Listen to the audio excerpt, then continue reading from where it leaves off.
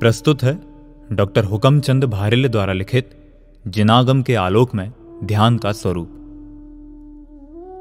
यह एक स्थापित सत्य है कि आज तक जो भी जीव आत्मा से परमात्मा बने हैं, रागी से वीतरागी बने हैं, अल्पज्ञ से सर्वज्ञ बने हैं, सांसारिक सुख दुखों से मुक्त होकर अनंत सुखी हुए हैं, वे सभी ध्यान की अवस्था में ही हुए हैं, आत्म ध्यान की अवस्था में ही हुए हैं। अतः मुक्ति के मार्ग में आत्म ध्यान की उपयोगिता असंदिग्ध है। जिस ध्यान से यह आत्मा परमात्मा बनता है, उस ध्यान की चर्चा संपूर्ण जैन समाज द्वारा एक स्वर से मान्य आचार्य उमा स्वामी कृत प्राचीनतम ग्रंथराज महाशास्त्र तत्वार्थ सूत्र अपर नाम मोक्ष शास्त्र में इस प्रकार की गई है। उत्तम सहननस्य एकाग्र चिंता निरोधो ध्यान मांतर मुहूर्तात। उत्तम सहनन वाले के अंतर मुहूर्त तक एकाग्र होकर चिंता का निरोध ध्यान है। उक्त सूत्र तत्वार्थ सूत्र के 9वें अध्याय का 27वां सूत्र है और इसके बाद 44वें सूत्र तक लगातार 18 सूत्रों में विस्तार से ध्यान की चर्चा है। महाशास्त्र तत्वार्थ सूत्र पर विगत 2000 वर्षों में विभिन्न भाषाओं में अनेकानेक टीकाएं लिखी गई हैं, जिनमें संस्कृत भाषा में आचार्य पूज्यपात देवनंदीकृत सर्वार्थ सिद्धि, आचार्य अकलंक देवकृत तत्वार्थ राजवार्तिक और आचार्य विद्यानंदीकृत श्लोक वार्तिक आदि प्रमुख हैं। कहते हैं कि आचार्य समंत भद्र ने इस महान ग्रंथ पर गंधहस्ती महाभाष्य नामक एक महाभाष्य भी लिखा था, जो आज अनुपलब्ध है। उक्त सभी टीका ग्रंथों में उक्त सूत्रों पर यद्यपि पर्याप्त प्रकाश डाला गया है, तथापि अंतर मात्र संक्षेप व विस्तार का ही है। विषय वस्तु लगभग समान ही है। उक्त संपूर्ण विषय वस्तु के आलोड़न के उपरांत जो तथ्य उभर कर सामने आते हैं, यहां उनके संदर्भ में इस विषय पर अनुशीलन अपेक्षित है। उक्त सूत्र में जिस ध्यान को परिभाषित किया गया है, वह उत्तम सहनन वालों के ही होता है।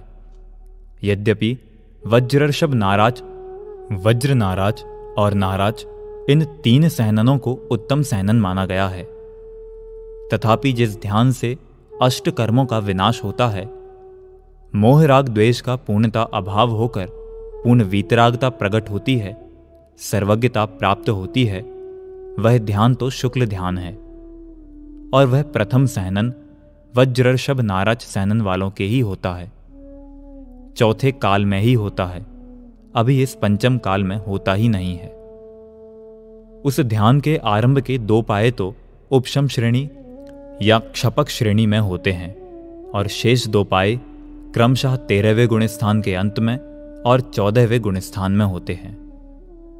पृथकत्व वितर्क नामक पहला शुक्ल ध्यान 8वें गुणस्थान में आरंभ होकर क्षपक श्रेणी वालों के 10वें गुणस्थान तक और उपशम श्रेणी वालों के 11वें गुणस्थान तक होता है।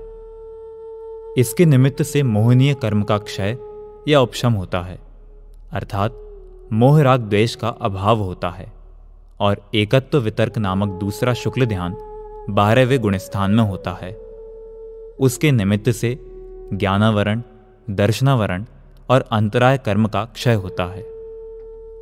इस प्रकार 4 घातीय कर्मों का अभाव आरंभ के 2 शुक्ल ध्यानों से होता है और अघातीय कर्मों का अभाव सूक्ष्म क्रिया प्रतिपाती नामक तीसरे शुक्ल ध्यान और व्यूपरत क्रिया निवर्ती नामक चौथे शुक्ल ध्यान से होता है। इस प्रकार यह सुनिश्चित हुआ कि अरिहंत और सिद्ध दशा की प्राप्ति का हेतुभूत शुक्ल ध्यान तो इस काल में संभव ही नहीं है। यहां एक प्रश्न संभव है कि क्या आप यह कहना चाहते हैं कि मुक्ति प्राप्ति का हेतुभूत ध्यान इस काल में होता ही नहीं है?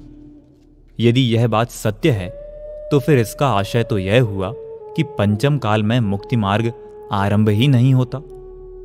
नहीं, ऐसी बात नहीं है, क्योंकि मुक्ति मार्ग तो चौथे गुणस्थान से ही आरंभ हो जाता है। अरे भाई, अकेला शुक्ल ध्यान ही ध्यान नहीं है।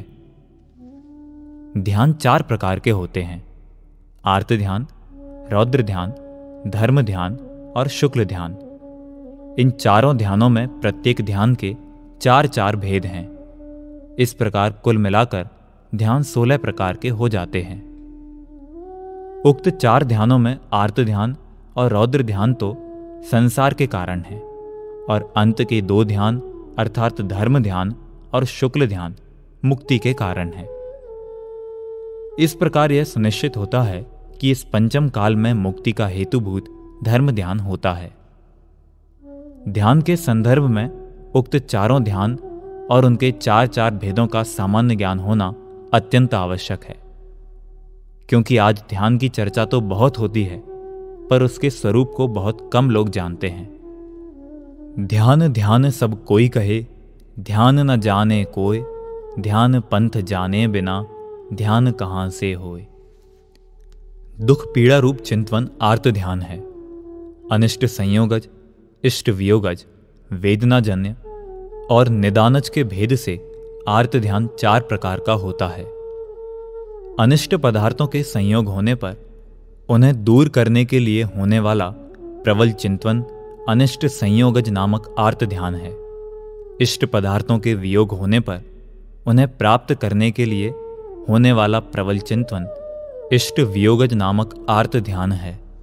वेदना अर्थात रोग जनित पीड़ा होने पर उसे दूर करने के लिए होने वाला संक्लेश परिणाम रूप प्रबल चिंतवन वेदनाजन्य आर्त ध्यान है। भविष्यकाल संबंधी विषयों की प्राप्ति की कामना में चित्त का तल्लीन होना निदानज आर्त ध्यान है। उक्त आर्त ध्यान अपनी अपनी भूमिकानुसार पहले गुणस्थान से 6वें गुणस्थान तक होते हैं। ध्यान रहे 6वें गुणस्थान में निदान नामक आर्त ध्यान नहीं होता, शेष 3 आर्त ध्यान होते हैं। निर्दयता क्रूरता में होने वाले आनंद रूप परिणामों का नाम रौद्र ध्यान है। हिंसानंदी, मृषानंदी, चौर्यानंदी और परिग्रहानंदी के भेद से यह रौद्र ध्यान भी 4 प्रकार का होता है। हिंसक कार्यों और भावों में आनंदित होना, उसी प्रकार के भावों में तल्लीन रहना हिंसानंदी रौद्र ध्यान है। असत्य बोलने और बोलने के भावों में आनंदित होकर तल्लीन रहना मृषानंदी रौद्र ध्यान है। चोरी करने और चोरी संबंधी भावों में आनंदित होकर तल्लीन रहना चौर्यानंदी रौद्र ध्यान है। परिग्रह जोड़ना, जोड़ने व रक्षा करने के भावों में आनंदित होकर तल्लीन रहना परिग्रहानंदी रौद्र ध्यान है।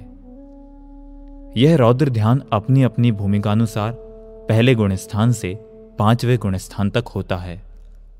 इस प्रकार यह सुनिश्चित है कि अज्ञानी और ज्ञानी दोनों प्रकार के गृहस्थों श्रावकों को ये दोनों ध्यान होते हैं और अपनी अपनी भूमिकानुसार लगभग निरंतर होते रहते हैं। उक्त दोनों ध्यानों में आर्त ध्यान दुख रूप है, दुखी होने रूप है, और रौद्र ध्यान आनंद रूप है, हिंसादि पापों और रागादि भावों में आनंद रूप परिणमित होने रूप है। कर्मोदय से प्राप्त होने वाले इष्टानिष्ट संयोग भी परिग्रह नामक पाप ही हैं। अनुकूल संयोगों में आनंदित होना भी परिग्रहानंदी रौद्र ध्यान है। उक्त दोनों ध्यानों में अज्ञानियों के आर्त ध्यान को तिर्यंच गति का और रौद्र ध्यान को नरक गति का कारण माना गया है। सोचने की बात यह है कि जब हम ध्यान के संबंध में बात करते हैं या सोचते हैं या उसकी आवश्यकता बताते हैं, ध्यान करने की प्रेरणा देते हैं, उपयोगिता समझाते हैं, आजकल होने वाले तत्संबंधी क्रियाकलापों में जुड़ने की बात करते हैं, ध्यान का अभ्यास करने की बात करते हैं, तब क्या हमारे ध्यान में यह बात स्पष्ट होती है कि ये आर्त ध्यान और रौद्र ध्यान भी ध्यान है तथा ये ध्यान तिर्यंच और नरक गति के बंध के कारण है? इसी प्रकार जब हम ऐसे संयोगों में घिरे होते हैं जिन्हें हम नहीं चाहते हैं, जो हमें अनिष्ट लगते हैं, उन्हें दूर करने के या उनसे बचने के बारे में सोच रहे होते हैं, भले ही हम उन्हें ना मारें पर मर जावें तो अच्छा है, ऐसा सोच रहे होते हैं, किसी बीमारी से कष्ट में होते हैं और उसके बारे में ही सोचते रहते हैं, या फिर मैंने यह अच्छा कार्य किया है, इसके फल में मुझे धनादि की प्राप्ति हो, पुत्रादि की प्राप्ति हो, स्वर्ग की प्राप्ति हो, ऐसा सोच रहे होते हैं, तब क्या हम यह जानते हैं कि ऐसा करके हम ऐसा महापाप कर रहे हैं जिसके फल में हमें तिर्यंच गति में जाना होगा, क्योंकि ये सब आर्त ध्यान के ही रूप हैं। क्या आप यह भी जानते हैं कि तिर्यंच अकेले गाय, भैंस और कुत्ते बिल्ली का ही नाम नहीं है। तिर्यंच गति में सभी प्रकार के कीड़े मकोड़े, पृथ्वी, जल, अग्नि, वायु और वनस्पति भी शामिल हैं। अधिक क्या कहें, निगोद भी तिर्यंच गति में ही है। किसी व्यक्ति या वस्तु के वियोग में दुखी होना या फिर किसी वस्तु, व्यक्ति या स्थिति के संयोग में संकल्प विकल्प करना, दुखी होना, शारीरिक वेदना से व्याकुल होना और भविष्य में अनुकूल संयोगों की वांछा करना ऐसे पाप हैं, ध्यान हैं, जो हमें निगोद में भी पहुंचा सकते हैं।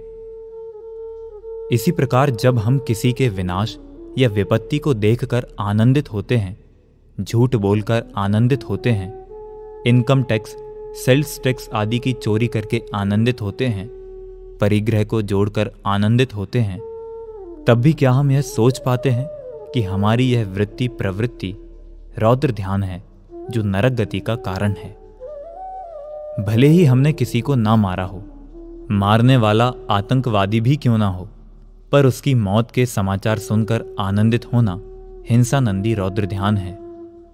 इसी प्रकार हमने झूठ ना बोला हो, चोरी नहीं की हो, पैसा भी न्यायपूर्वक ही क्यों ना कमाया हो, तब भी यदि हम उक्त कार्यों को देखकर, जानकर, उक्त संयोगों को पाकर आनंदित होते हैं, तो हमारे वे आनंद रूप परिणाम क्रमशः मृषानंदी, चौर्यानंदी और परिग्रहानंदी रौद्र ध्यान हैं, जो हमें सीधे नरक में ले जा सकते हैं।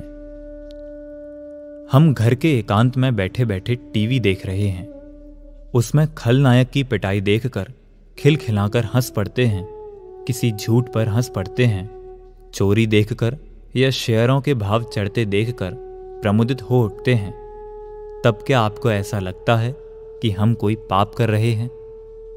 आप तो यही सोचते हैं कि हम एकदम शांत बैठे हैं, किसी का भला बुरा कुछ भी नहीं कर रहे हैं। किंतु आपको पता होना चाहिए कि आप रौद्र ध्यान कर रहे हैं, जो आपको नरक में ले जा सकता है। कुछ लोग कहते हैं कि हमारा दिल तो बहुत कमजोर है, जब कोई भावुक दृश्य आता है तो हमारी आंखों में आंसू आ जाते हैं। हिंसादि के दृश्य तो हमसे देखे भी नहीं जाते। वे ऐसा मानते हैं कि हम तो बहुत धर्मात्मा हैं। पर भाई साहब, आपका यह रोना धोना आर्त ध्यान है, जो आपको न केवल पशु गति में ले जा सकता है, निगोद का कारण भी बन सकता है। यद्यपि जिनागम का अध्ययन, अध्यापन, स्वाध्याय नामक तप है, आज्ञा विचय, अपाय विचय, विपाक विचय और संस्थान विचय नामक धर्म ध्यान है, तथापि हम जब पुराण पढ़ रहे होते हैं, प्रथमान योग का स्वाध्याय कर रहे होते हैं, तब जिन्हें हम इष्ट समझते हैं, उन्हें होने वाली प्रतिकूलताओं में दुखी होना भी आर्त ध्यान ही तो है। इसी प्रकार जो हमें ठीक नहीं लगते, उनके वध बंधन में प्रमुदित होना भी तो हिंसानंदी रौद्र ध्यान ही है। रावण या दुर्योधन के वध में आनंदित होना भी तो रौद्र ध्यान का ही एक रूप है। जो प्रथमान योग के शास्त्र वैराग्य के निमित्त हैं, हम अपने अज्ञान से उन्हें पढ़कर भी आर्त रौद्र ध्यान रूप परिणमित होते हैं। आप कह सकते हैं कि इस प्रकार तो देव शास्त्र गुरु के वियोग में दुखी होना भी आर्त ध्यान में आएगा। यह तो आप जानते ही हैं कि ये इष्ट वियोगज और अनिष्ट संयोगज जैसे आर्त ध्यान छठवें गुणस्थान तक नग्न दिगंबर भावलिंगी मुनिराजों को भी होते हैं।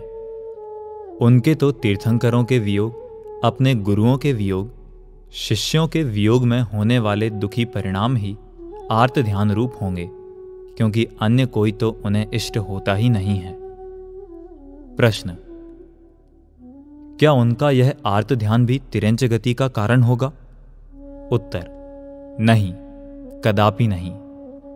यह तो हम पहले लिख चुके हैं कि अज्ञानियों के आर्त रौद्र ध्यान क्रमशः तिर्यंच व नरक गति के कारण हैं, ज्ञानियों के नहीं। यह तो जिनागम में स्पष्ट ही है कि सम्यक दृष्टि ज्ञानी जीव नरक व तिर्यंच गति में नहीं जाते। रत्नकरंड श्रावकाचार में स्वामी समंत भद्राचार्य लिखते हैं: सम्यक दर्शन शुद्धा नारक तिर्यंग नपुंसक स्त्रीत्वानि दुष्कुल विकृताल्पायु दरिद्रताम चा व्रजंती नाप्यव्रतिकाः। जो जीव सम्यक दर्शन से शुद्ध हैं, वे यदि व्रत रहित हों तब भी नरक और तिरंच गति में नहीं जाते, स्त्री व नपुंसक नहीं होते, दुष्कुल में पैदा नहीं होते, विकृत शरीर वाले नहीं होते, अल्पायु नहीं होते और दरिद्री भी नहीं होते। प्रश्न, आपने कहा कि अज्ञानियों के आर्त रौद्र ध्यान संसार के कारण है, तिरंच व नरक गति के कारण है, और अज्ञानियों के धर्म ध्यान व शुक्ल ध्यान होते नहीं हैं। उक्त कथनानुसार तो सभी अज्ञानियों को तिरंच और नरक गति में ही जाना चाहिए, पर हमने तो शास्त्रों में पढ़ा है कि अज्ञानी द्रव्यलिंगी मुनि 90वें ग्रैव्यक तक जाते हैं। उत्तर, अरे भाई, 9 ग्रैव्यक भी तो संसार में ही हैं। आर्त और रौद्र ध्यान वाले सभी अज्ञानी नरक व तिरंच गति में ही जाते हैं, यह बात नहीं है, क्योंकि फिर तो उनका चतुर्गति परिभ्रमण भी संभव नहीं होगा। अभव्य भी तो चारों गतियों में परिभ्रमण करता है। जिस समय आर्त रौद्र ध्यान तिर्यंच और नरक आयु कर्म के बंध के योग्य तीव्रता में होते हैं, उसी समय तिर्यंच व नरक आयु का बंध होता है। इसी अपेक्षा से उन्हें तिर्यंच व नरक गति का कारण कहा गया है। दुख रूप आर्त ध्यान और आनंद रूप रौद्र ध्यान के संदर्भ में आप कह सकते हैं कि गजब हो गया, हंसें तो पाप और रोएं तो पाप, आखिर हम करें तो करें क्या। अरे भाई, धर्म तो वीतराग भाव का नाम है, सहज ज्ञाता दृष्टा भाव का नाम है। इस जगत में सहज भाव से जो कुछ भी देखने जानने में आवे, उसे सहज वीतराग भाव से जान लें, देख लें, यही आत्मधर्म है। सुख शांति प्राप्त करने का तो एकमात्र यही उपाय है। इन बातों पर तो किसी का ध्यान है नहीं, हो भी कैसे, क्योंकि ये आर्त ध्यान और रौद्र ध्यान भी ध्यान है। एक तो इस बात का पता ही नहीं है, दूसरे यदि शास्त्रों में पढ़ भी लिया है, विद्वानों से सुन भी लिया है, तो भी अंदर से ऐसा आभास ही नहीं हुआ कि ये भी ध्यान है। जब भी ध्यान करने की बात चलती है तो पद्मासन से बैठ जाएं, रीढ़ की हड्डी को सीधी रखें, आती जाती सांसों को देखें, ऐसी बातें ही होती हैं। पर भाई, ये तो सब जड़ शरीर की क्रियाएं हैं, इनसे आत्मा के ध्यान का क्या संबंध हो सकता है। जब ध्यान से लाभ की बात आएगी तो यही कहा जाएगा कि इससे रक्तचाप ठीक हो जाता है, मधुमेह में लाभ होता है, नाड़ी संस्थान भी स्वस्थ हो जाता है, आदि न जाने कितने लाभ गिनाए जाएंगे। कहा जाएगा करके तो देखिए, 6 माह में आपका काया पलट हो जाएगा, आप घोड़े जैसे दौड़ने लगेंगे। जैन धर्म में जिस ध्यान के गीत गाए गए हैं, उसका फल काया से मुक्त होना है या काया पलट करना।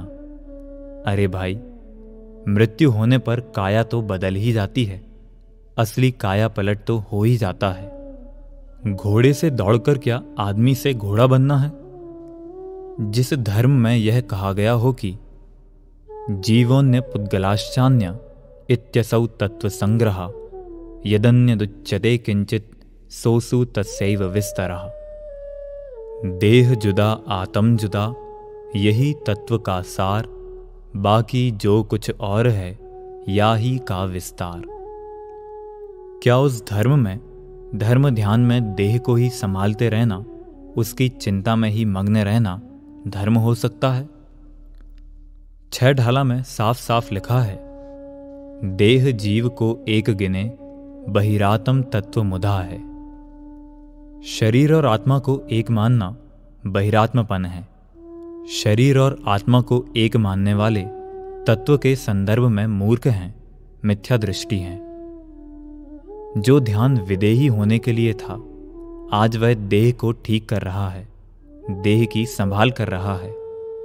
जिस ध्यान में देह देवल में विराजमान, पर देह से भिन्न भगवान आत्मा का ध्यान करना अभीष्ट था, आज उसी ध्यान में देह का ध्यान रखने का पाठ पढ़ाया जा रहा है। धर्म सहित ध्यान को धर्म ध्यान कहते हैं। धर्म माने वस्तु का स्वभाव और ध्यान माने एकाग्रता। वस्तु स्वभाव की ओर एकाग्रता ही धर्म ध्यान है। यह धर्म ध्यान भी 4 प्रकार का है: आज्ञा विचय, अपाय विचय, विपाक विचय और संस्थान विचय। आज्ञा विचय: आगम की आज्ञा के अनुसार श्रद्धा पूर्वक गहन विचार करना आज्ञा विचय नामक धर्म ध्यान है। बहुत से विषय ऐसे हैं जिन्हें सीधे जानना संभव नहीं है, जैसे जमी कंद में अनंत जीव हैं। इस बात का निर्णय जिनागम के आधार से ही हो सकता है, क्योंकि वे जीव इतने सूक्ष्म हैं कि उन्हें इंद्रिय प्रत्यक्ष से जानना संभव नहीं है। अपाय विचय: मिथ्या दर्शन, ज्ञान, चारित्र, संसार के कारण होने से मुक्ति मार्ग के अपाय अर्थात विरोधी हैं। अज्ञानी जीव इस अपाय से कैसे बचें, इस बात का प्रबल चिंतन अपाय विचय नामक धर्म ध्यान है। इस धर्म ध्यान का दूसरा नाम उपाय विचय भी है, क्योंकि इसमें मुक्ति प्राप्त करने के उपाय का भी गंभीर चिंतन होता है।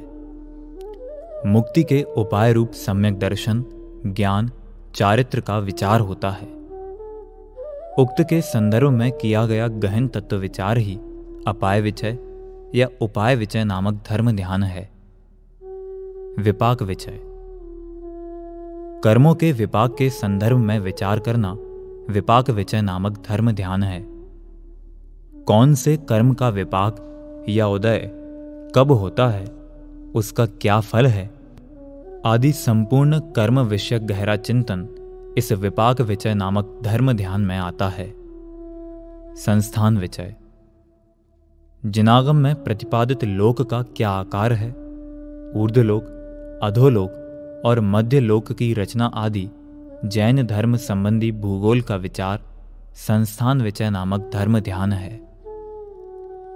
जिनागम के आधार पर प्राप्त जानकारी के अनुसार उक्त सभी प्रकार के चिंतन विकल्पात्मक होने से व्यवहार धर्म ध्यान है। निश्चय धर्म ध्यान तो देशना लब्धि पूर्वक जाने हुए निज भगवान आत्मा का अवलोकन करना, जानना और उसी में उपयोग को एकाग्र करना है। विशेष विचार करने की बात यह है कि शुक्ल ध्यान पंचम काल में किसी को भी तथा गृहस्थों को चौथे काल में भी नहीं होता और आर्त ध्यान व रौद्र ध्यान करने योग्य नहीं है। अब बचा मात्र धर्म ध्यान, जो इस पंचम काल में ज्ञानी सम्यक दृष्टि गृहस्थों के भी संभव है। मिथ्या दृष्टियों को धर्म ध्यान नहीं होता। आज जब भी ध्यान की चर्चा चलती है, तब उक्त आज्ञा विचय आदि 4 प्रकार के धर्म ध्यानों की तो बात ही नहीं होती, तथा यह धर्म ध्यान सम्यक दृष्टियों को ही होता है, इस बात पर भी ध्यान नहीं दिया जाता। उक्त 4 प्रकार के धर्म ध्यानों की विषय वस्तु की ओर ध्यान दें तो एक बात स्पष्ट होती है कि जिनागम के अध्ययन बिना धर्म ध्यान संभव ही नहीं है, क्योंकि जिनाज्ञा जाने बिना आज्ञा विचय धर्म ध्यान कैसे होगा। सम्यक दर्शन, सम्यक ज्ञान और सम्यक चारित्र रूप मुक्ति मार्ग को समझे बिना अपाय विचय धर्म ध्यान संभव नहीं है। इसी प्रकार जिसमें कर्म सिद्धांत और त्रिलोक की रचना का निरूपण है, उस करणानि योग के ग्रंथों के अभ्यास बिना विपाक विचय और संस्थान विचय धर्म ध्यान कैसे होंगे। क्या ध्यान का अभ्यास कराने वाले जिनागम की उक्त विषय वस्तु से परिचित हैं? यदि हैं तो भी क्या वे ध्यानार्थियों को उक्त विषयों का अध्ययन कराते हैं? नहीं तो फिर यह कैसा धर्म ध्यान है। यदि निश्चय धर्म ध्यान की बात करें तो निश्चय धर्म ध्यान में जिस भगवान आत्मा का ध्यान किया जाता है, उस भगवान आत्मा के स्वरूप को जानना आवश्यक है।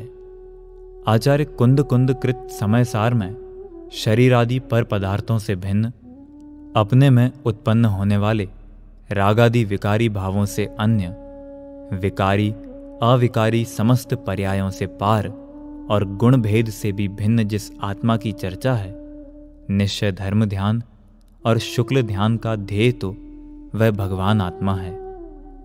ध्यान करने की प्रेरणा देने के पहले क्या उस भगवान आत्मा का स्वरूप समझना समझाना आवश्यक नहीं है? जिस ध्यान से केवल ज्ञान की प्राप्ति होती है, जो साक्षात धर्म स्वरूप है, उस ध्यान को समझने समझाने के लिए ध्यान, ध्याता, ध्येय और ध्यान का फल जानना आवश्यक ही नहीं, अनिवार्य है। ध्याता तो चौथे गुणस्थान से 14वें गुणस्थान तक के जीव हैं। ध्येय उक्त ज्ञानानंद स्वभावी त्रिकाली ध्रुव भगवान आत्मा है। ध्यान उक्त त्रिकाली ध्रुव भगवान आत्मा में उपयोग का स्थिर होना है और ध्यान का फल अतीन्द्रियानंद की प्राप्ति है, मोह राग द्वेष से मुक्त होना है। आज होने वाले ध्यान में ये सब बातें दूर दूर तक भी दिखाई नहीं देती। उक्त 4 बातों में सबसे पहले सर्वाधिक महत्वपूर्ण बात ध्याता और ध्येय को समझना है। यह ऊपर कहा ही जा चुका है कि ध्याता सम्यक दृष्टि जीव ही होते हैं। वर्णादि और रागादि से भिन्न जिस निज रूप भगवान आत्मा में आत्मानुभूति पूर्वक अपनापन स्थापित होने का नाम सम्यक दर्शन है, वही निज रूप भगवान आत्मा ध्यान का ध्येय होता है। अतः यह सुनिश्चित ही है कि सम्यक दर्शन की प्राप्ति और ध्यान करने के लिए उक्त श्रद्धेय व ध्येय आत्मा को जानना अत्यंत आवश्यक है। इसका भाव यह है कि उक्त भगवान आत्मा न केवल श्रद्धेय और ध्येय ही है, अपितु परम ज्ञेय भी वही है, क्योंकि सम्यक दर्शन, ज्ञान, चारित्र रूप मोक्ष मार्ग की प्राप्ति उक्त भगवान आत्मा के ज्ञान, श्रद्धान और ध्यान से ही संभव है। अतः कक्षाएं या शिविर तो उस भगवान आत्मा को सही रूप में समझने समझाने के लिए लगाना आवश्यक है, न कि ध्यान सिखाने के लिए, ध्यान का अभ्यास कराने के लिए। सम्यक दर्शन के बिना ध्यान कैसे होगा और ध्येय का सम्यक निर्णय हुए बिना ध्यान किसका होगा? ध्यान करने का अभ्यास करने की आवश्यकता नहीं है, क्योंकि ध्यान तो हम निरंतर करते ही हैं। पत्नी पति का और पति पत्नी का ध्यान रखते ही हैं। डॉक्टर मरीजों का, दुकानदार ग्राहकों का, यहाँ तक कि मजदूर अपने काम का ध्यान रखते ही हैं। यदि ड्राइवर गाड़ी चलाते समय ध्यान ना रखे तो क्या होगा, इसकी कल्पना की जा सकती है। अरे भाई, ध्यान के बिना तो एक कप चाय भी नहीं बन सकती। यदि ध्यान नहीं रखा जाएगा तो चूल्हे पर चढ़ा दूध उबल सकता है, तवे पर पड़ी रोटी जल सकती है। कहाँ तक कहें, ध्यान के बिना तो इस जगत में कोई भी काम नहीं होता। यही कारण है सभी लोग अपने अपने काम का ध्यान रखते ही हैं। अतः सभी को ध्यान रखने का, ध्यान करने का अभ्यास तो है ही। आवश्यकता ध्यान के अभ्यास करने की नहीं, ध्येय को बदलने की है, निज आत्म रूप ध्येय को समझने की है। ध्येय का निर्णय होने पर, उसमें अपनापन आ जाने पर, उसकी तीव्रतम रुचि जागृत हो जाने पर, उसे पाने की तड़प उत्पन्न हो जाने पर, उसका ध्यान तो सहज ही होता है, उस पर से ध्यान हटता ही नहीं है। इसीलिए तो कहा गया है कि ध्यान यत्न साध्य नहीं, सहज साध्य है। एक महाविद्यालय में छात्र और छात्राएं साथ साथ अध्ययन करते थे। एक छात्र और एक छात्रा में परस्पर स्नेह हो गया। समान लोगों का सतत सम्मिलन एक दूसरे को आकर्षित करता ही है। परिचय को प्रेम में बदलते देर नहीं लगती। हुआ भी ऐसा ही। उन दोनों ने जीवन में पति पत्नी के रूप में साथ साथ रहने का संकल्प कर लिया। कसमें खा ली कि शादी करेंगे तो आपस में ही करेंगे, अन्यथा कसमें तो खा ली, पर अपने संकल्प को अपने अपने माँ बाप को बताने का साहस न जुटा सके और दिन रात यूं ही बीतने लगे। यद्यपि इस बात की चर्चा उन्होंने किसी से भी नहीं की, तथापि चंचल नैन छुपे न छुपाए की नीति के अनुसार बात छुपी न रह सकी। उनके माँ बाप तक भी यह बात पहुंची गई। माँ बाप समझदार थे। वे यह अच्छी तरह जानते थे कि यदि हमने कुछ किया तो होने जाने वाला तो कुछ है नहीं। हाँ, हम खलनायक अवश्य बन जाएंगे। न केवल इसलिए अपितु जोड़ा भी तो श्रेष्ठ था, अतः उनके चित्त को भी यह बात सहज स्वीकृत हो गई। लड़के के पिता ने लड़के को बुलाकर कहा, सुनो, जरा ध्यान से सुनो। हमने तुम्हारी शादी करने का निर्णय लिया है। हम चाहते हैं कि इसी वर्ष तुम्हारी शादी हो जावे। पिता से शादी के प्रस्ताव की बात सुनकर भी पुत्र अपने हृदय की बात न कह सका और कहने लगा, अभी मैंने शादी के बारे में सोचा नहीं है। अभी तो पढ़ाई पूरी करनी है, उसके बाद काम पर भी तो लगना है। उसके बाद वह अपनी बात पूरी ही ना कर पाया कि पिता ने कहा, हमने अमुक व्यक्ति की अमुक लड़की से तुम्हारी शादी करने की बात सोची है। जिसे वह जी जान से चाहता था, पिता के मुख से उसी का नाम सुनकर वह हक्का बक्का रह गया। उसके मुख से कुछ भी ना निकला। पिता ने अपनी बात को आगे बढ़ाते हुए कहा, मैं चाहता था कि तुम भी उसे देख लो, मिल लो। मुझे विश्वास है तुम्हें वह पसंद आएगी। अभी अभी उसने शादी करने से इनकार किया था। यह बात न जाने कहाँ चली गई और वह अत्यंत विनम्रता से कहने लगा, जब आपने देख लिया है तो मुझे क्या देखना। आपकी अनुभवी दृष्टि के सामने मैं समझता भी क्या हूं। आप जो कुछ भी करेंगे वह ठीक ही होगा। वह अपनी बात पूरी भी ना कर पाया था कि पिताजी कहने लगे, ये तो ठीक है, पर एक निगाह तुम भी डाल लेते तो ठीक रहता। नहीं नहीं, मुझे कुछ भी नहीं देखना है। जब पुत्र ने यह कहा तो पिताजी कहने लगे, सुनो, अभी 2-4 दिन में ही सगाई पक्की कर देंगे। ठीक है? ठीक है नहीं, पूरी बात सुनो। सगाई तो अभी कर देंगे, पर शादी 4 माह बाद मई जून में ही हो पाएगी। ठीक है, जब आप ठीक समझें। पर हमारी एक शर्त है कि जब तक शादी ना हो तब तक तुम दोनों एक दूसरे के घर के चक्कर नहीं लगावोगे। ठीक है? और भी सुनो, चिट्ठी पत्री भी नहीं चलेगी। ठीक है, कोई बात नहीं। एक बात और भी है कि तब तक तुम एक दूसरे के बारे में सोचोगे भी नहीं, एक दूसरे को ध्यान में भी नहीं लाओगे, क्योंकि यदि तुम्हारा चित्त एक दूसरे में उलझ कर रह गया तो पढ़ाई लिखाई चौपट हो जाएगी। व्यग्र होते हुए लड़का बोला, जो भी हो, पर आपकी यह बात नहीं मानी जा सकती। क्यों? क्योंकि यह बात हमारे हाथ में नहीं है। जिससे अपनापन हो जाता है, स्नेह हो जाता है, वात्सल्य हो जाता है, जिसके प्रति रुचि जागृत हो जाती है, उसका ध्यान आए बिना नहीं रहता।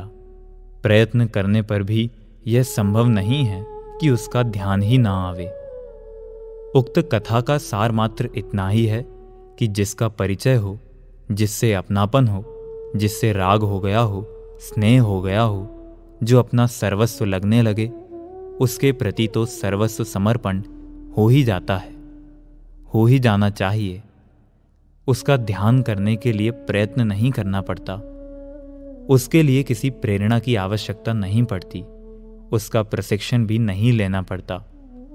सब कुछ सहज ही होता है। अरे भाई, एक बार निज भगवान आत्मा को जानिए तो सही, पहचानिए तो सही, उसमें अपनापन तो स्थापित कीजिए, उसकी रुचि तो जगाइए, फिर देखिए कि उसका ध्यान होता है कि नहीं।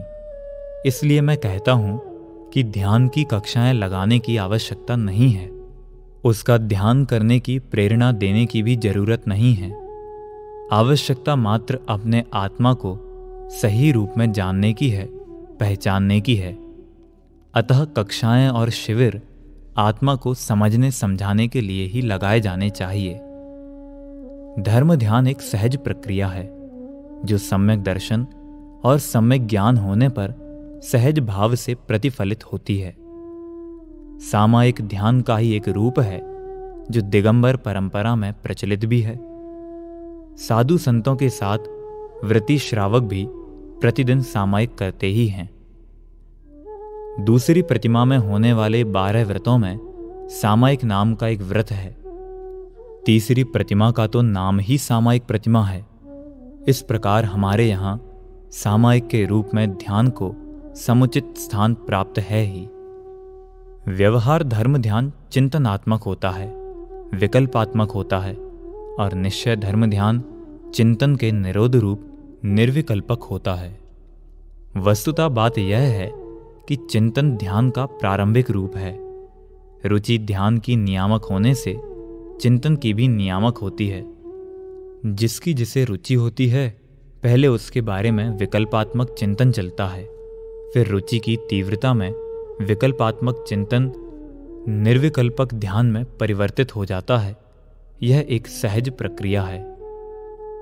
अनुप्रेक्षा और ध्यान में अंतर स्पष्ट करते हुए आचार्य अकलंक देव लिखते हैं, स्यात् एतद् अनुप्रेक्षा अपि धर्म ध्याने अंतर्भवति इति पृथगासामुपदेशो अनर्थक इति ततना किम कारणं ज्ञान प्रवृत्ति विकल्पत्वात्। अनित्यादि विषय चिंतनम यदा ज्ञानम तदा अनुप्रेक्षा व्यपदेशो भवति, यदा तत्र एकाग्र चिंता निरोधः तदा धर्म ध्यानम। अनुप्रेक्षाओं का धर्म ध्यान में अंतर्भाव हो जाने से उनका पृथक कथन करना उचित नहीं है। यदि कोई ऐसा कहे तो उसका कथन ठीक नहीं है, क्योंकि अनुप्रेक्षाएं ज्ञान प्रवृत्ति विकल्प रूप हैं। अनित्यादि विषयों का चिंतन जब ज्ञान रूप होता है तब वह अनुप्रेक्षा कहलाता है, और जब अनित्यादि विषयों में चित्त एकाग्र होता है तब धर्म ध्यान नाम पाता है। यदि हम उक्त कथन पर गंभीरता से विचार करें तो एक बात अत्यंत स्पष्ट है कि निर्विकल्पक धर्म ध्यान होने के पहले होने वाली ज्ञान प्रवृत्ति विकल्प रूप अनुप्रेक्षा में शरीरादि संयोगों की अनित्यता, अशरणता, असारता, भिन्नता और अशुचिता आदि का चिंतन होता है। और जब विकल्प रूप चिंतन का निरोध होकर उसी विषय वस्तु में चित्त निर्विकल्प रूप से एकाग्र हो जाता है तो वह धर्म ध्यान नाम पाता है। तात्पर्य यह है कि धर्म ध्यान के पहले और धर्म ध्यान में भी देहादि से विरक्ति के लिए उसकी अनित्यता, अशरणता, असारता और अशुचिता आदि का चिंतन तो हो सकता है, पर शरीर आदि के पोषण का विकल्प चिंतन ध्यान तो महा अनर्थ है, धर्म ध्यान के विरुद्ध प्रवृत्ति है। ध्यान के नाम पर आज यही सब कुछ हो रहा है। ध्यान के नाम पर आत्मकल्याण और आत्मज्ञान व आत्म ध्यान में लगने वाली बुद्धि, शक्ति, साधन, समय सभी कुछ असली धर्म के, ध्यान के, धर्म ध्यान के विरोध में लग रहे हैं। क्या यह एक विचारणीय स्थिति नहीं है? बृहद द्रव्य संग्रह नामक ग्रंथ में ध्यान के स्वरूप को स्पष्ट करते हुए लिखा है, मां चिट्टह मां जंपह मां चिंतह किं विजैण होई थिरो अप्पा पम्मिरो इणमेव परम हवेज्झाणम। बोलो नहीं, सोचो नहीं, और चेष्टा भी मत करो, उत्कृष्टतम यह ध्यान है, निज आत्मा में रत रहो। हे भव्य जीवों, कुछ भी चेष्टा मत करो, कुछ भी मत बोलो, कुछ भी चिंतन मत करो, जिससे आत्मा निजात्मा में तल्लीन रूप से स्थिर हो जावे, क्योंकि यही परम ध्यान है। इस गाथा में अत्यंत स्पष्ट शब्दों में कहा गया है कि ध्यान करने के लिए कुछ भी करना अभीष्ट नहीं है, न मन से, न वचन से और न काय से। परंतु आज जो ध्यान सिखाया जाता है उसमें करना ही होता है। मन में ऐसा सोचो, वाणी से ऐसा उच्चारण करो और काया से भी कुछ ना कुछ करने को ही कहा जाता है। यहां कोई कह सकता है कि मन वचन काय से कुछ नहीं करने के लिए भी तो मन वचन काय की क्रिया को रोकना होगा। रोकने का काम तो करना ही होगा। यह भी तो करना ही हुआ ना। हम भी तो यही कहते हैं कि शरीर स्थिर रखो, उसे हिलने डुलने ना दो, मौन से रहो और मन को स्थिर करो। इसमें क्या गलत हो गया? अरे भाई, यदि मन वचन काय की संभाल करते रहेंगे तो फिर आत्मा का ध्यान कैसे होगा? ध्यान तो मन वचन काय को संभालने में ही लगा रहेगा। अभी तक शरीर आदि हिलाने डुलाने का काम करता था, अब शरीर हिले नहीं, यह करना होगा। अभी तक बोलने में उपयोग रहता था, अब नहीं बोलने में रहेगा। अब तक कुछ ना कुछ सोचता रहता था, अब सोचना बंद करने की सोचेगा। आत्मा को मन वचन काय की क्रिया से छुट्टी तो मिली ही नहीं, वह आत्मा को कब जानेगा, उसके ध्यान का ध्येय आत्मा कब बनेगा। हम तो यह कहते हैं कि मन वचन काय का कुछ भी मत करो, वाणी के संबंध में भी कुछ ना करो, यहां तक कि काय व वचन के बारे में सोचो भी मत, ज्ञान को कहीं भी मत उलझाओ। यदि ऐसा हुआ तो ज्ञान आत्मा में सहज ही लग जावेगा, उसे जानेगा, जानता रहेगा, लगातार जानता रहेगा। इसी का नाम तो ध्यान है। इस गाथा की संस्कृत टीका में ब्रह्मदेव जो कुछ भी लिखते हैं उसका भावानुवाद इस प्रकार है। हे विवेकी पुरुषों, 3 योगों के निरोध से यह आत्मा अपने में स्थिर होता है।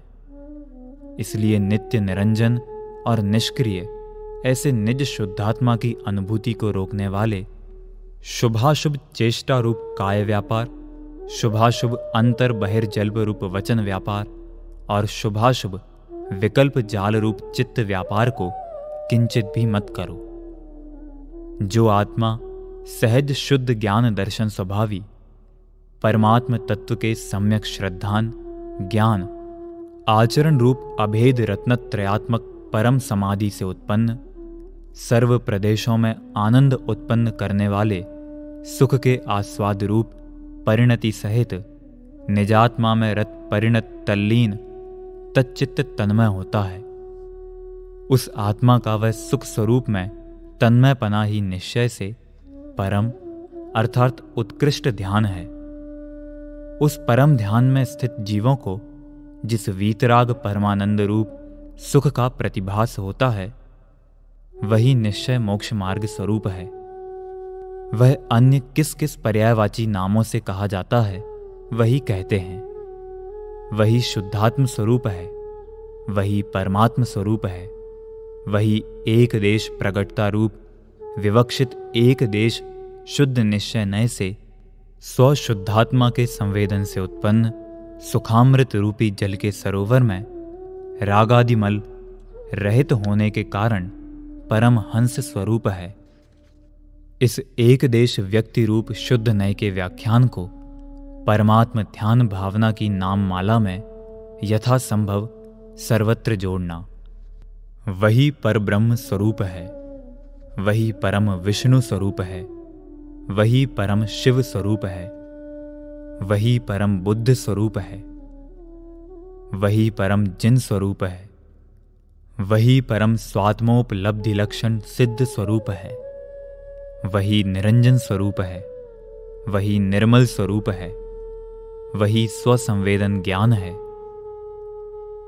वही परम तत्व ज्ञान है, वही शुद्धात्म दर्शन है, वही परमावस्था स्वरूप है, वही परमात्मा का दर्शन है, वही परमात्मा का ज्ञान है, वही परमावस्था स्वरूप परमात्मा का स्पर्शन है, वही ध्येयभूत शुद्ध पारिणामिक भाव रूप है, वही ध्यान भावना स्वरूप है, वही शुद्ध चारित्र है, वही परम पवित्र है, वही अंतः तत्व है, वही परम तत्व है, वही शुद्धात्म द्रव्य है, वही परम ज्योति है, वही शुद्ध आत्मा की अनुभूति है, वही आत्मा की प्रतीति है, वही आत्मा की संवित्ति है, वही स्वरूप की उपलब्धि है, वही नित्य पदार्थ की प्राप्ति है, वही परम समाधि है, वही परमानंद है, वही नित्यानंद है, वही सहजानंद है, वही सदानंद है, वही शुद्धात्म पदार्थ के अध्ययन रूप है, वही परम स्वाध्याय है, वही निश्चय मोक्ष का उपाय है, वही एकाग्र चिंता निरोध है, वही परम बोध है, वही शुद्धोपयोग है, वही परम योग है, वही भूतार्थ है, वही परमार्थ है, वही निश्चय पंचाचार है, वही समय सार है, वही अध्यात्म सार है, वही समता आदि निश्चय षडावश्यक स्वरूप है,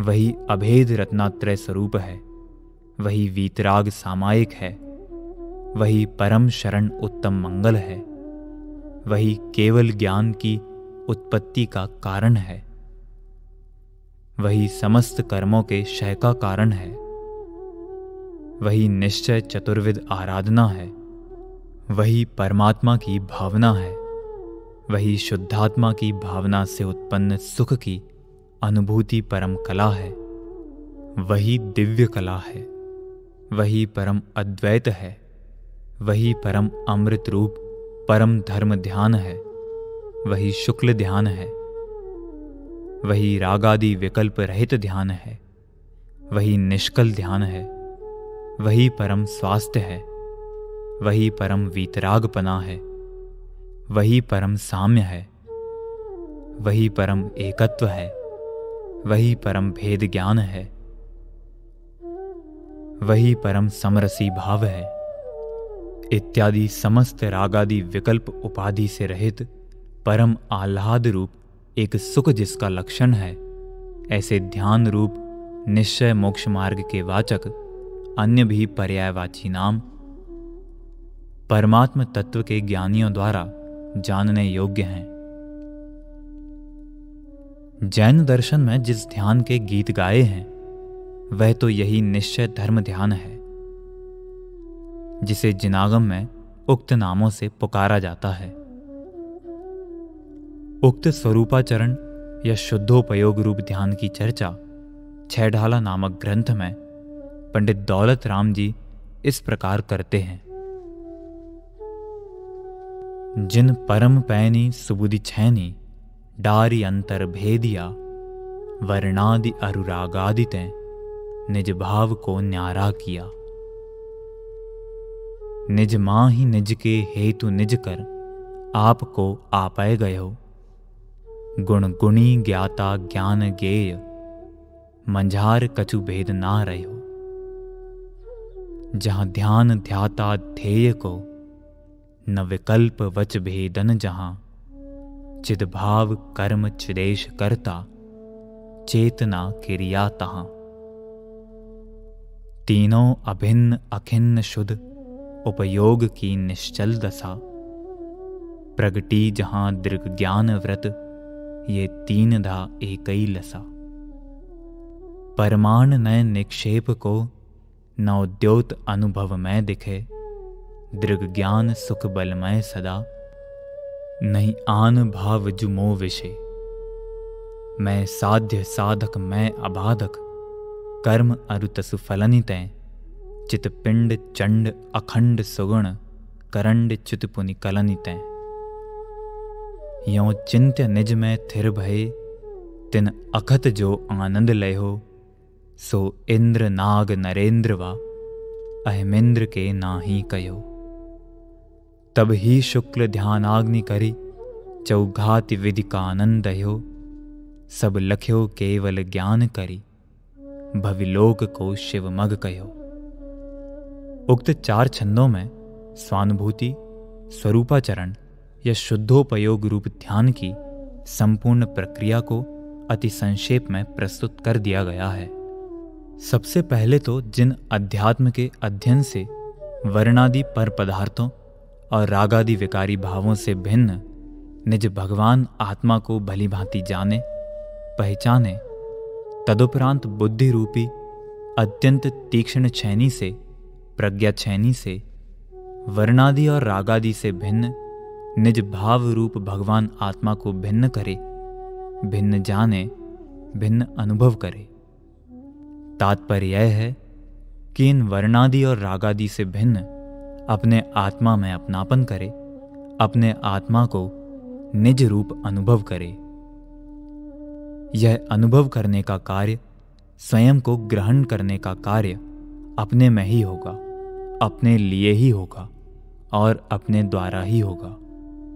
जब ऐसा होगा तब गुण गुणी और ज्ञाता ज्ञान ज्ञेय में कोई अंतर ही नहीं रह जावेगा। ध्यान, ध्याता और ध्येय का विकल्प भी समाप्त हो जाएगा। वचन भेद भी ना रहेगा। तब चैतन्य भाव ही कार्य होगा, चिदेश आत्मा ही कर्ता होगा और ज्ञान दर्शन चेतना ही क्रिया होगी। कर्ता, कर्म, क्रिया का भेद भी नहीं रहेगा। तीनों अभिन्न हो जाएंगे। उसमें कोई खेद ना रहेगा, खिन्नता ना रहेगी। शुद्धोपयोग रूप निश्चल दशा प्रकट होगी और दर्शन, ज्ञान, चारित्र ये तीन होकर भी एक रूप में ही शोभायमान होंगे। जब समय सार में यह प्रश्न उपस्थित किया गया कि प्रज्ञा छेनी से अपने आत्मा को विभक्त करने की आपकी आज्ञा तो हमें स्वीकार है, पर उक्त निज भगवान आत्मा को ग्रहण कैसे करें? ग्रहण करने का साधन क्या है? क्या उसके लिए कुछ करना नहीं पड़ेगा? अन्य कोई साधन नहीं जुटाना पड़ेगा? तब उत्तर दिया गया कि कहसो घिप्पदियप्पा पन्नाए सोद घिप्पदेयप्पा जह पन्नाई विभत्तो तह पन्ना एव घित्तव्वो। जिस भांति प्रज्ञा छैनी से पर से विभक्त किया इसे, उस भांति प्रज्ञा छैनी से ही अरे ग्रहण करो इसे। अरे भाई, जिस प्रज्ञा छेनी से इस भगवान आत्मा को पर से भिन्न जाना है, उसी प्रज्ञा छेनी से ही अपने आत्मा का ग्रहण होगा, अनुभव होगा, ध्यान होगा। अन्य किसी साधन की कोई अपेक्षा नहीं है। इसी प्रकार जिस विधि से पर से भिन्नता की गई है, उसी विधि से भगवान आत्मा का ग्रहण होगा। अन्य कोई विधि खोजने की आवश्यकता नहीं है। अन्य कोई प्रक्रिया अपनाने की आवश्यकता नहीं है। अरे भाई, असली धर्म तो यही है, असली ध्यान तो यही है, असली धर्म ध्यान तो यही है। प्रश्न: आप कहते हैं कि ध्यान की कक्षाएं चलाने की आवश्यकता नहीं है, ध्यान के शिविर लगाने की भी आवश्यकता नहीं है। यदि ध्यान की कक्षाएं नहीं चलाएंगे, ध्यान के शिविर नहीं लगाएंगे, तो फिर लोग ध्यान करना सीखेंगे कैसे? उत्तर: कक्षाएं ज्ञान की लगती हैं, ध्यान की नहीं। शिविर भी ज्ञान के चलाए जाने चाहिए, ध्यान के नहीं। पठन पाठन की व्यवस्था तो मुनि संघों में भी होती रही है और श्रावकों के लिए तो होती ही है, होनी भी चाहिए। परंतु ध्यान के संदर्भ में ऐसी कोई परंपरा नहीं है। भगवान महावीर से आज तक कभी कहीं कोई ध्यान करने की विधि सिखाने की बात पढ़ने सुनने में नहीं आई। स्वयं में स्थिर हुए सम्य ज्ञान का नाम ध्यान है। आत्मा के ज्ञान होने के उपरांत ध्यान के लिए अलग कुछ सीखने की आवश्यकता नहीं रहती। ध्यान तो एकदम व्यक्तिगत चीज है। उसके लिए तो एकदम शांत एकांत स्थान चाहिए और शिविरों के लिए तो भीड़ भाड़ ही चाहिए। ध्यान करने के लिए तो हमारे सभी तीर्थंकर, गंधर देव और साधुगण निर्जंतु एकांत वन खंड खोजते रहे हैं, पर्वत की चोटियों को चुनते रहे हैं। यही कारण है कि हमारे लगभग सभी सिद्ध क्षेत्र, साधना क्षेत्र पर्वत की चोटियों पर हैं। आखिर ये तीर्थ क्षेत्र हैं क्या? जहां बैठकर हमारे तीर्थंकरों ने, गंधरों ने, संतों ने आत्म साधना की, आत्मा का ध्यान किया। उन स्थानों को ही तो तीर्थ कहते हैं। उक्त संदर्भ में लेखक की अन्य कृति शाश्वत तीर्थधाम समेध शिखर का स्वाध्याय करना चाहिए। ध्यान के संदर्भ में उक्त कृति में समागत निम्नांकित कथन दृष्टव्य हैं। जब यह बात कही जाती है तो एक प्रश्न फिर खड़ा हो जाता है कि हमारे तीर्थंकरों ने, हमारे संतों ने आत्म साधना के लिए ऐसे निर्जन स्थान ही क्यों चुने? इसलिए कि हमारा धर्म वीतरागी धर्म है, आत्मज्ञान और आत्म ध्यान का धर्म है। आत्म ध्यान के लिए एकांत स्थान ही सर्वाधिक उपयोगी होता है। जैसा एकांत इन पर्वत की चोटियों पर उपलब्ध होता है, वैसा अन्यत्र कहीं भी नहीं।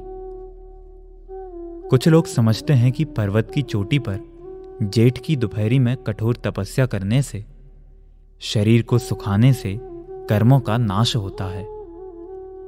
पर इस बात में कोई दम नहीं है, क्योंकि देह को सुखाने से कर्म नहीं कटते। कर्मों का नाश तो आत्माराधना से होता है, आत्म साधना से होता है।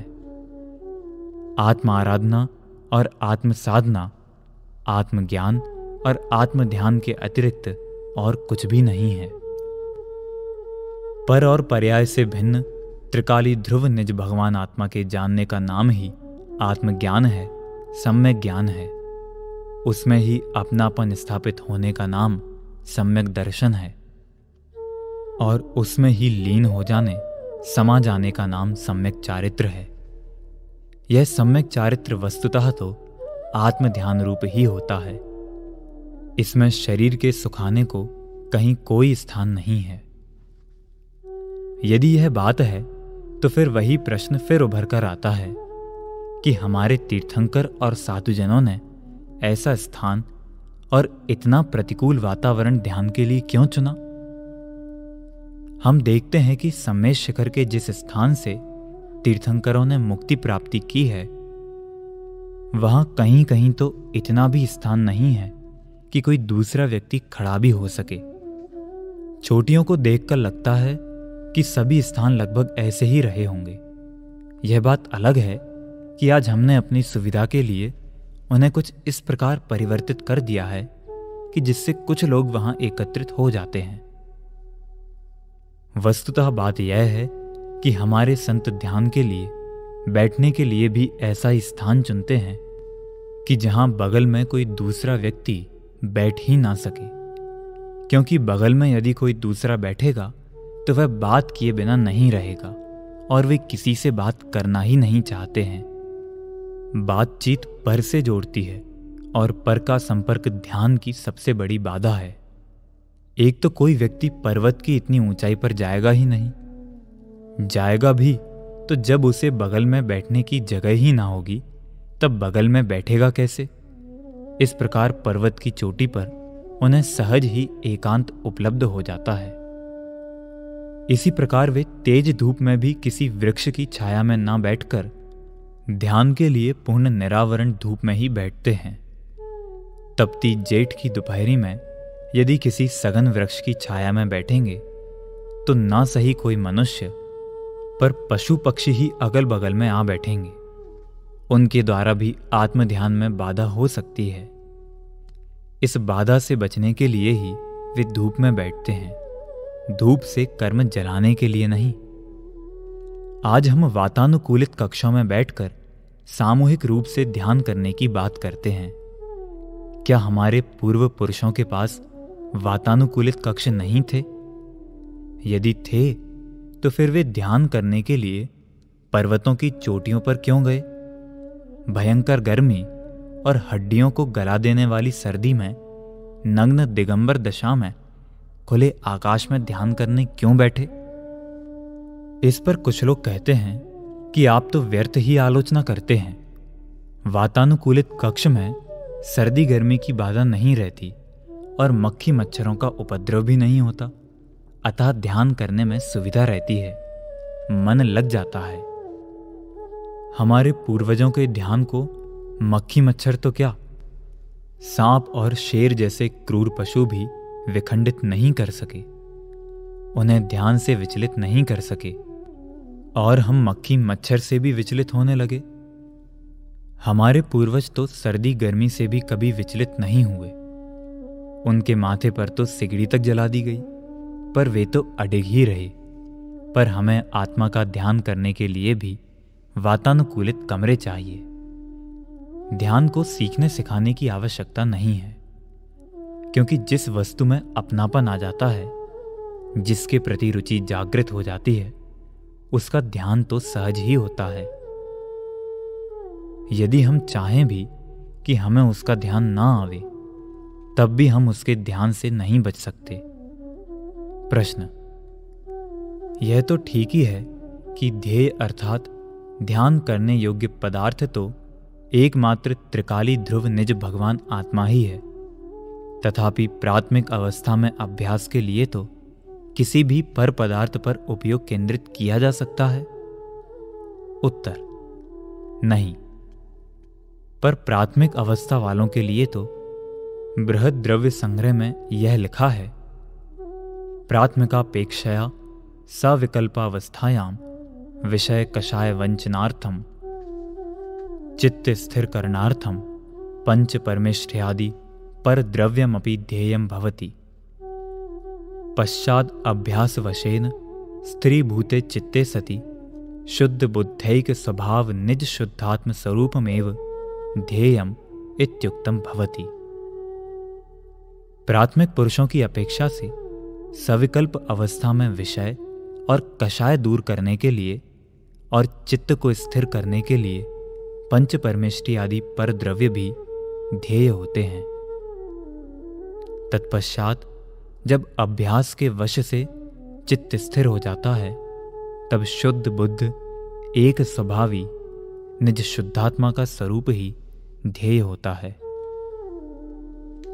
उक्त कथन से यह अत्यंत स्पष्ट है कि पंच परमेष्टि और उनके द्वारा प्रतिपादित जिनागम में प्रतिपादित वस्तु व्यवस्था भी धर्म ध्यान का ध्येय हो सकती है। आज्ञा विचय, अपाय विचय, विपाक विचय और संस्थान विचय रूप धर्म ध्यानों की विषय वस्तु से यह बात सिद्ध होती है। परंतु शारीरिक स्वास्थ्य के लिए किए गए प्रयासों को तो धर्म ध्यान किसी भी रूप में नहीं माना जा सकता। रैन सार में आचार्य कुंद कुंद लिखते हैं कि अज्झय नमेव झाणम पंचेन्द्रिय निग्रहम कसायम्पि तत्तो पंचम काले पवयन सारभ भासमेव कुज्जाहो। शास्त्रों का अध्ययन ही ध्यान है, क्योंकि उसी से पंचेंद्रियों और कषायों का निग्रह होता है। इसलिए इस पंचम काल में प्रवचनसार अर्थात जिनागम का ही अभ्यास करना चाहिए। इस प्रकार हम देखते हैं कि पंचम काल में अर्थात इस युग में तो विशेषकर गृहस्थों के लिए अध्ययन ही मुख्य है। प्रश्न, ध्यान करने के लिए आसन कौन सा होना चाहिए? उत्तर, उक्त संदर्भ में आचार्य जिनसेन लिखते हैं, ध्यान बैठकर, खड़े रहकर और लेटकर भी किया जा सकता है। शरीर की जो भी अवस्था ध्यान की विरोध करने वाली ना हो, उस अवस्था में अपनी सुविधानुसार ध्यान किया जा सकता है। यदि किसी व्यक्ति की स्थिति खड़े होने या बैठने की ना हो, तो क्या वह आत्म ध्यान से वंचित हो जाएगा? नहीं, कदापि नहीं। सभी ध्यानार्थी निज भगवान आत्मा का स्वरूप समझकर उसमें ही अपनापन स्थापित कर उसमें ही जम जावें, रम जावें और अनंत सुख शांति प्राप्त करें। इसी मंगल भावना के साथ विराम लेता हूं।